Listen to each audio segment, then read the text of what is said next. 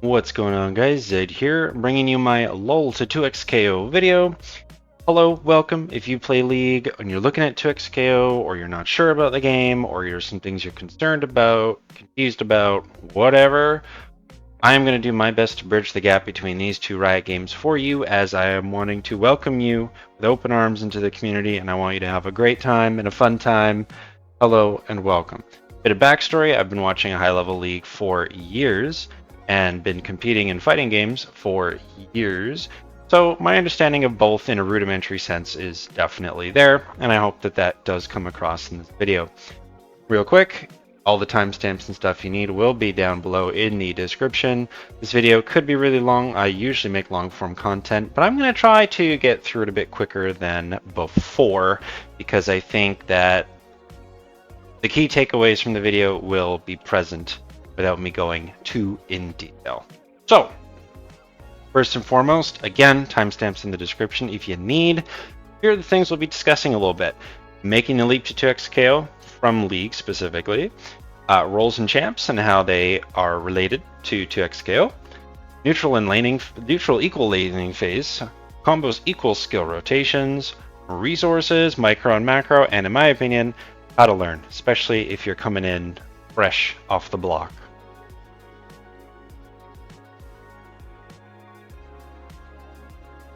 So again, making leaps to 2xKO, welcome. We welcome you, I welcome you. More people to fight, more people to learn from. This is good. Basically, the first couple things you're going to want to do is, number one, find a peripheral you like. And of course, by that I mean find what you want to play the game on. You play League, you've got your keyboard that you like, you've got your mouse that you prefer, and now you're going to have to look into a controller, or I mean, I guess you could still play keyboard, but look at what controller you want to play. That's step number one. Step number two, find a team you enjoy. I mean, you guys play League, shouldn't be a surprise. You know the roster, the characters they're in, but find a duo that you enjoy. Don't worry about what's strong, who's strong, whatever. We're learning the game. Find a team you like. Expect difficulties. There will be trials and tribulations, and that is okay. It is all part of the process. Everybody goes through it. I will go through it, and it sucks, but that is how we learn. It is okay. With that said, it's going to take more losses than wins for you to improve at first. Don't worry about it. It happens to all of us. And last two things there are be flexible with your team choice, and losses are on you, not the team. I'm specifically mentioning this because whether you want to admit it or not, there's a large, portion of the League community that loves to blame everybody but themselves, and that is not really the case in fighting games, not really the case in 2xKO, unless you happen to be playing duos with somebody, then sure. But in general, this is not a thing. Character strength does not matter unless you're at the highest level, and even then, it still isn't enough to lose over that. So, accept that you are the reason you lost, but at the same time, acknowledge you are the reason you won. So, it is a double-edged sword. So, let's begin with our comparisons, roles and champs. I'm going to get into each one in a bit more detail. I'm going to give you a quick, broad overview of what to maybe look at or expect. So, in general, you've got 4 roles, or if you will, or play styles within 2xKO. Those are rushdown, set play, mid-range, and zoning. Now, rushdown, much like assassins in League, they want to get in, overwhelm, win fast, and kill quickly, right? Set play, tricksters. This one's tricky because there isn't a great parallel between set play characters and League characters, really, in my opinion.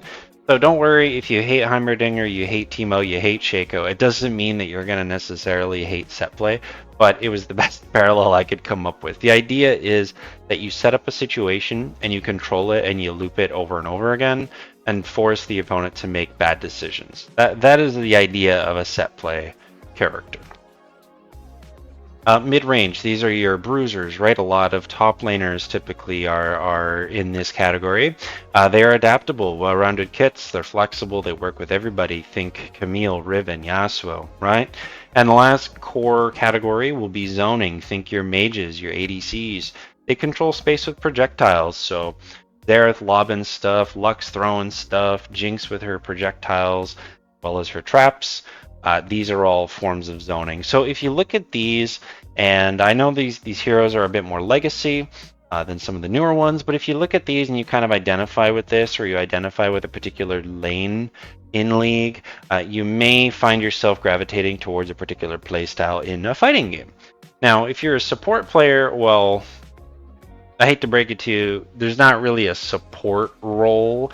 However, I will say that support players often will fall into either like rushdown or zoning, because you either have gung-ho supports that just want to chase kills and set up plays constantly, or you have ones that play a bit more reactive passive, right? If you're like an enchanter player, you might like zoners, but if you're, say, like a Leona, Nautilus, Blitzcrank, you may prefer rushdown, okay? Those are sort of the roles and champ comparisons. Now, going into slightly more detail, I'm not going to go through all this because I did this in my Team Building 101 video. If you want to take a look at that, I will link it down below. It's where I go through everything I'm about to show you in further detail, but I'm just sort of throwing this on the screen. You can pause if you want and read it. I'm not going to go through it. But basically in 2XKO, your rushdown characters, at least at the time of this video, which is going into closed beta, are your Ahri, Echo, Vi. These are your fast, aggressive. They just want to get in and stay in and kill you quick. This is sort of what they do. Again, I'm not going to go through this. Last time I'll say it. I will put a link in the description for the team building video if you want the full breakdown. Set play characters, right? Like I said, you knock the opponent down and then you keep looping a situation and you make them make bad decisions. In 2XKO, this comes in the form of Braum, Echo, Illaoi, Jinx. It's not that only some characters can and some characters can't. It's just these have traits of a set play character. Mid-range, right? I've only shown 2 there, but there are many. But Darius and Yasuo truly embody this style better than probably anybody in the current roster. And again, very flexible. You have answers to all problems. Very easy to develop a game plan around, as well as adapt, right? This is the key takeaway from mid-range. And zoning, right? Zoning, we don't really have a lot of zoners in that we have 1 on the current roster, but that is Jinx. So if you happen to be a Jinx main in League, well, you're in luck because she really does somewhat embody her League counterpart quite well, in my opinion. And that is just what you do. We go pew pew and we keep them on that side of the screen while we stay on this side of the screen. My favorite way to play. That pretty well does it for roles and champs. Again, very brief, very quick. Link in the description if you want the full breakdown. But think about this, right? As we're going through this video, we're going to get more into the weeds here, but think about what maybe appeals to you. How might you want to design or tailor your game plan around these ideas? It's very important. So, first concept, first comparison, I should say. Neutral equals laning phase. I have 2 slides of this. Is that what you talking about, brother? What do you mean? Well, let me tell you. So, typical gameplay of laning, right? You're basically jockeying for position, you're controlling the waves, right? If you're closer to their tower, you may be more prone to ganks. If you're close to your tower, you're a bit more safer, right? Things of this nature. But the idea is you want to create whatever opportunity, or take whatever opportunities present themselves, or create them yourself, right? This is legitimately no different in 2XKO. In the neutral game, we want to do the exact same thing. We want to force the issue, or we want to capitalize on our opponent's mistake. Also in the laning phase, you trade cooldowns, you last hit minions, right? You manage your resources, gold, right? You control space, you watch for things like timers and jungle rotations, yada, yada, yada. At least with the concept of trading and resources and space control, this is identical in 2XKO. Again, identical. As well, by neutral in fighting games, this refers to nobody is at a necessarily advantageous state. Nobody's kind of committing all in. No one's really committing a lot in general. And the idea is it's a smoking gun, right? As soon as someone pulls the trigger and misses or lands, it's going to offset neutral and someone is going to take advantage of the situation and someone's going to get a beatdown. This is the case in League. This is the case in 2XKO, right? Maybe a Morgana lands a random binding on you. Bends around the minion, and you're like, what the heck? And then she lands the binding, she pulls you, and you're like, great, now I have to pop 2 pots, and now she's at an advantage, right? That's the same thing in 2xKO. A random hit will hit you, you take a hefty chunk of damage, and you're like, well darn, guess I have to slow down a little bit. So in general, if you have a strong idea of laning or laning phase, I genuinely want you to apply those ideas, again, with relationship to cooldowns, resources, and space control, and you will see success, or at least quicker success, if you carry over these ideas. Now, moving on to slide 2 of this, the biggest thing I think that League players may struggle with if this is your first fighting game is going to be the pace. And by pace, I mean everything I just said is true, but in League, laning phase is what? 8 to 15 minutes, right? 10 to 15, maybe 10 to 12 in ranked. That's pretty slow. In 2xKO, this is going to be from minute 1. Neutral laning phase happens from minute 1, and it could end within 10 seconds. It could end within 2 seconds, right? So it's going to be very fast compared to what you're used to in terms of making these decisions. So again, carry over the same understandings, but do it faster. You don't have 10 minutes to build your game plan. You don't have 10 minutes to assess the lane and look at how it's going and blah, blah, blah. No. You have 60 seconds or less. And if you lose round 1, well, now how do you go into round 2 with those adaptations? If you win round 1, are you going to stick with a plan, or are you going to assume that your opponent's going to make a decision and change? So are you going to change, right? It's this sort of calling of a bluff, if you will. And so do it quicker, but it's the same idea.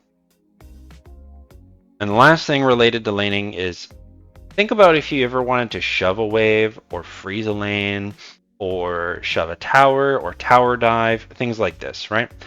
I want you to carry that over to pressing the attack or playing slower in 2xKO, because neutral looks like many different things. You might have Jinx way over there throwing traps and shooting projectiles in her neutral, but then Ahri's neutral is a bit more air movement. Maybe she's dashing in, maybe she's using projectiles of her own. Or you look at even Vi neutral. Her neutral is going to be more movement focused, right? Both characters are playing neutral, they're just playing it in their own way. And they're both playing their way based off of the opponent's way, keeping that in mind, right? And so whenever you make a decision to shove a wave or freeze a lane, things like, oh, I want to shove it so I can recall, I can buy my item, power spike, come back to lane and snowball. Well, okay. So in neutral, do I want to press the attack to initiate my offense and maybe land a hit, land a combo, gain that advantage? Or do I want to wait and capitalize on my opponent's mistakes, right? These are the same things.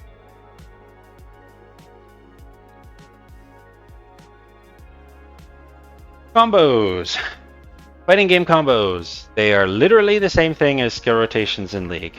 And if you find combos a daunting aspect of 2xKO, I promise you they're easier than you think. Because in 2xKO, you can buffer inputs, meaning, say if we're doing League comparisons here, instead of going flash R with Annie, right? Let's say you just flash Tivers. You have to flash Tivers instantly, right? Like you have to flash and then boom, Tivers. Whereas in 2xKO, you'd be able to hit flash and Tivers at the same time and guarantee that it would go flash then Tivers, right? Or let me pick a different option for you. If you're playing Blitzcrank, instead of doing hook, then pressing E, then auto, right? It would be like if you could prep the E at the same time as hooking, right? That would be the, pretty easy parallel. That is how buffering works in fighting games. So, different games have different buffer windows, but in general, you can dial up the hits. You can go Q, W, E, R gracefully. You don't have to go flash W, auto E, auto Q, auto R. No, you don't have to do that. So, it's a lot easier than you think, right? So the example I have there is if you land your first attack, say you just do a low attack, and that is going to be the same thing as if you're playing Leona, landing her E, right, to get the root. and then you do E auto Q auto. That is the exact same thing as doing a bread and butter combo in 2x KO. Okay, and it is not that complicated to do a basic combo. And I think we'll get to it later on in the slides, but there's an option to enable auto combos while you're learning as well. So that is also an option for you. And lastly, related to combos, don't worry if you are like an insect enjoyer or, you know, Mickey making some insane Rakan play or Lee Sin Wardhopper. Trust me, there's no shortage of complex, optimized combos you can do. Particularly, at least from what I've seen, the various Yasuo routes, the optimal Vi routes. These are very complicated routes, and trust me, it'll just get bigger and more prevalent as the roster grows. Resources. So the nice thing about fighting games, more often than not, is all the resources you need to worry about are visible on the screen. It's not like tracking enemy flashes or teleport timers on your own, where you type it in the chat and you're like flash 541. No. Everything you need, you can see on the screen, and it is a blessing. But it's also a curse. Sometimes people get overwhelmed, but trust me, it's intuitive enough. So let's go through some of them. I think these are where we get into the comparisons that are maybe less obvious. And again, I'm trying to shape this in a way that's helping League players who have never played maybe understand these concepts a little bit better, right? So the first up is HP is your health. Wow, I know that's a tricky thing to understand. I know. Your super meter. I relate this to your gold. Reason being is you build up enough gold to buy a, say you're playing mid lane, you open with your Doran's Ring and Potion, you save up enough gold to get maybe a rod and a ward, and that's like a mini power spike, right? Or you just flat out buy a Rabadon's, because why not? That's a big power spike. And likewise, using your super meter in combos or in different situations is a power spike in and of itself, depending on how you spend it. So I relate that to gold. Your assists, these are like your summoner skills. They are up more often than summoner skills, but they are universally available. So what I mean by that is both players off the rip are going to have assists available. You have to keep these in mind, and you have to look at the little assist timer at the top of the screen to figure out when and how to navigate, again, the neutral game, or when to make your defensive play, when to make your offensive play, things like this. They are tools and a means to an end, and every team and every player will have assists in some capacity, barring one fuse, but I won't get into it. And that's why I'm saying these are like everybody having flash, right? Or if you know that everyone's got, teleport or whatever, right? It's like if everyone had flash. That's your assist. Your burst meter. I relate these to more item cooldowns. Think Guardian Angel or Zhonya's or even Redemption, right? Any item that can save your life is the equivalent of burst meter. This is something you won't have up very often, right? Zhonya's is what? 2-minute cooldown, minute and a half? I don't know, something like that. GA is like a 5-minute cooldown. I don't know. It's ridiculous. Burst is the same. They're not frequently present, but when they are, they can save your life if used and timed properly. But likewise with GA or Zhonya, right? If you int and you run it down and you pop your GA or Zhonya's for nothing, you're just going to die anyway. Burst is the exact same thing. If you get your burst baited out, or you use it at an inopportune time or a bad time, you will die for it. The burst is the equivalent of your Zhonya's. And lastly, fuses. Your fuse isn't a resource, but it's very much akin to runes, right? So even if we're both playing, say we're both playing Rise, right? And we pick, I'm going to go Blue Tree Rise and Spellbook Rise, and you're going to go, Electrocute Rise, right? We're both playing Rise, but we play him totally differently with different values and different game plans, right? That's how the fuses are like runes to me. So even if you and I, for 2xKO, if we're both playing Vi Jinx, I'm playing Vi Jinx with Double Down, and you're playing Vi Jinx with 2x Assist, our teams are going to fundamentally play differently. And I think that is a wonderful thing. So your fuse choice is like your rune page,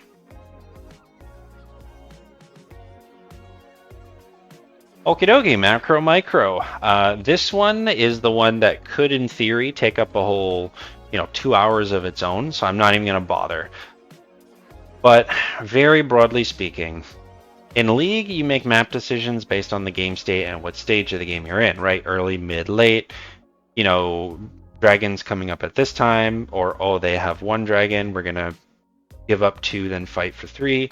Oh, Baron's coming up in 5 minutes. Oh, Otacon is coming up. Oh, this is the last time we can get Nelly, right? Or whatever. You make these decisions, that is your macro, right? Your lane swaps, right? 2xKO is the same when it comes to macro. You make decisions based on game state, your screen position, and the resource levels. This certainly includes your burst meter and your health, right? If I had to think about it from a defensive point of view. And by game state, that means, am I down a round or am I up a round? Do I have meter? Does my opponent have meter? Is my opponent's teammate alive? Is my teammate alive? And in screen position, this is a big one for fighting games.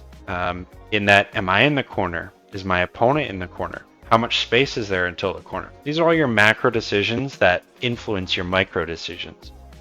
Speaking of, your macro game plan or your macro decisions are like your game plan, right? You execute yours and you counter your opponents. It's a lot like your lane matchups and how you would approach each one. For example, say you're playing Sylas mid into Orianna.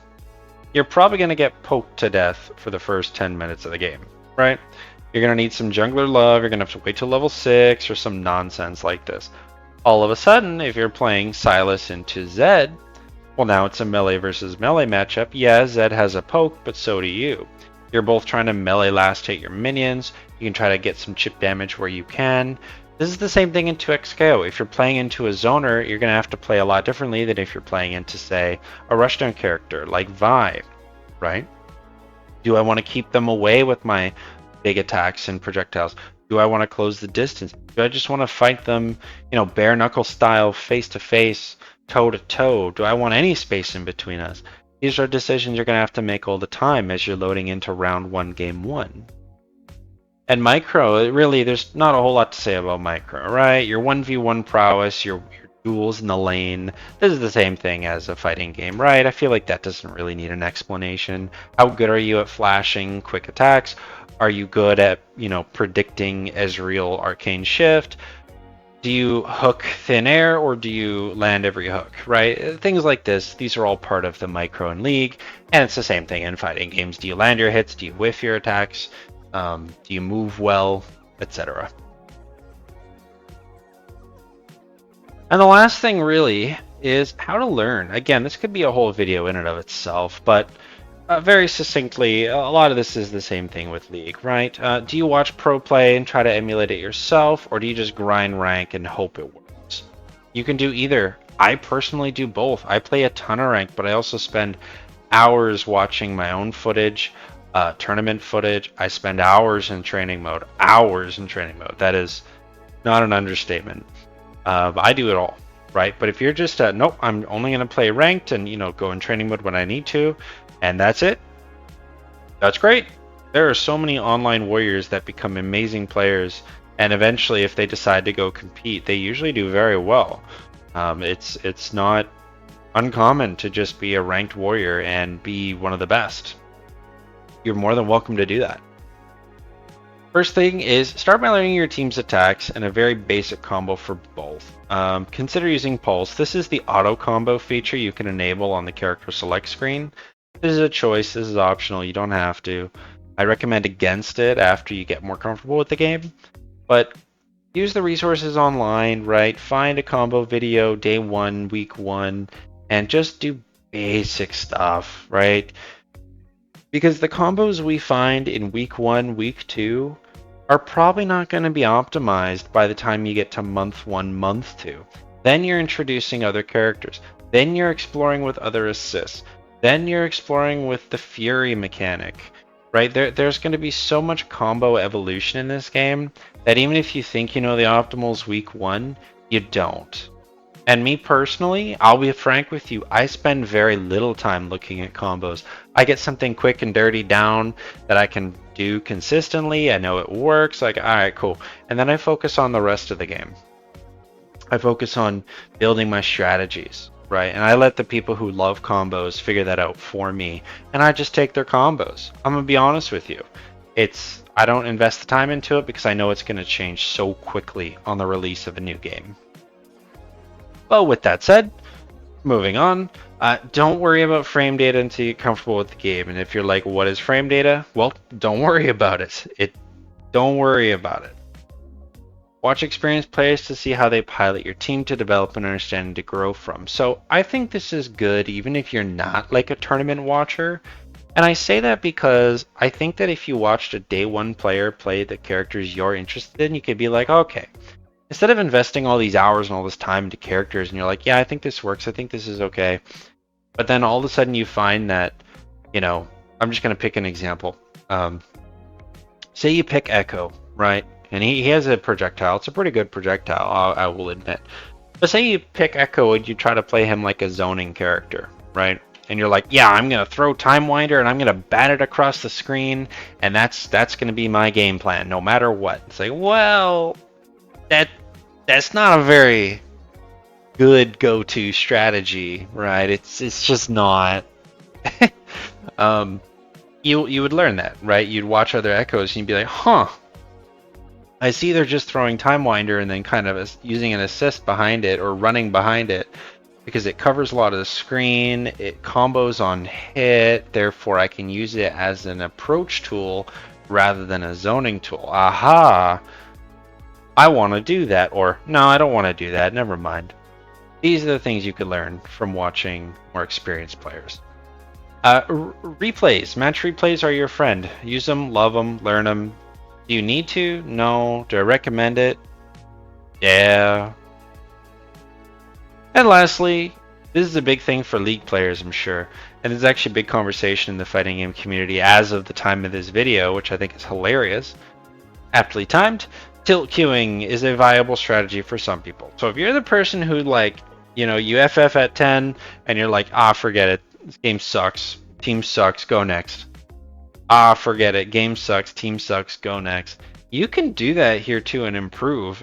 Some people work better that way. I don't personally, but hey, it works. Like I said, if you got that grind set, you can do anything.